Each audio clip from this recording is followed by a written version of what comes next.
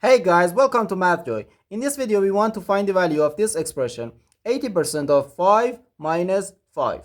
Are you ready to solve? Let's go and get started.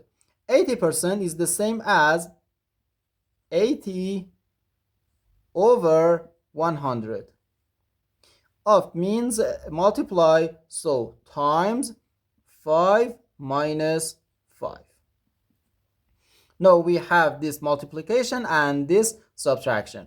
According to the order of operations, multiplication has higher priority than subtraction. So first we do this multiplication. 80 over 100 times 5. First, let's simplify this fraction.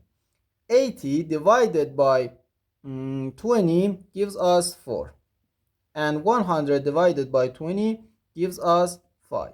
So we have 4 over 5 times 5 minus 5.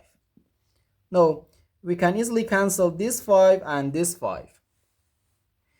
And we have 4 minus 5, which equals negative 1.